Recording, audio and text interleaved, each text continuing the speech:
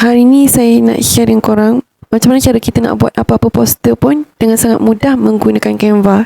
So first, korang pergi dekat korang punya Canva account, klik Canva AI, and then dekat sini korang boleh tulis korang nak suruh Canva AI ni buat poster tentang apa. So katakan saya nak buat poster tentang anti-bully, so saya tulislah create anti-bully poster.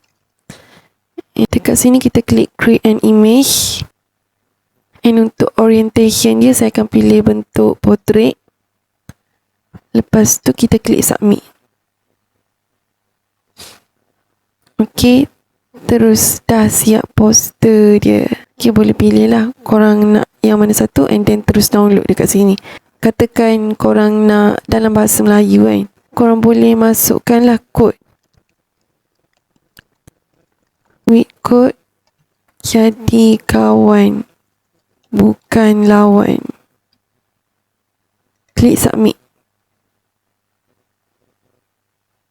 Dah siap dah poster-poster dia. Ataupun kalau korang nak lagi lawa lah dia punya hasil ni, korang minta ChatGPT createkan prompt untuk korang. So pergi je dekat ChatGPT,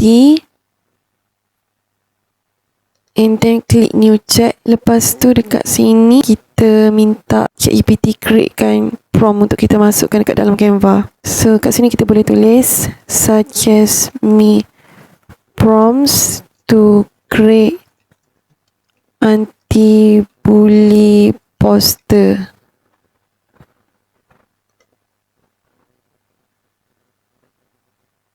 So kat sini dia bagilah beberapa prompt yang kita boleh pilih untuk copy paste dekat dalam Canva AI tu. Katakan saya pilih yang nombor 4 ni. Copy dan paste. Teks dia saya nak bahasa Melayu. And then submit. Okay, so dah siap dah.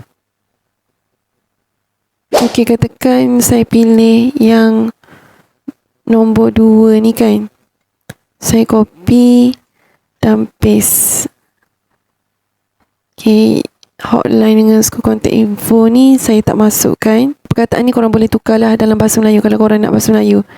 Let's say saya stick je dengan words hurt, stop bullying now, and then klik submit.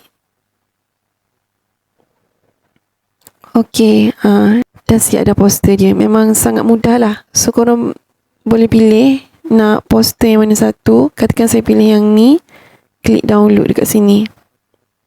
Dia akan terus download lah. So bila kita download ni, kita akan dapat dalam kualiti JPEG. Jadi kalau korang nak dapat dalam kualiti yang lebih tinggi, korang boleh upscale lah. Korang boleh klik, and then kat sini kita boleh upscale. And upscale ni dia kena ada Canva Pro lah. Nak dapatkan Canva Pro, boleh klik link yang saya dah share dalam description box. Okay, klik upscale untuk dapatkan kualiti yang lebih tinggi. Kualiti yang lebih tinggi ni sesuai lah kalau korang nak print ke. So tu je cara buat poster. Memang sangat mudah dan memang sangat cantik. Saya akan share banyak lagi berkaitan Canva lepas ni, jadi jangan lupa subscribe kalau tak nak ketinggalan.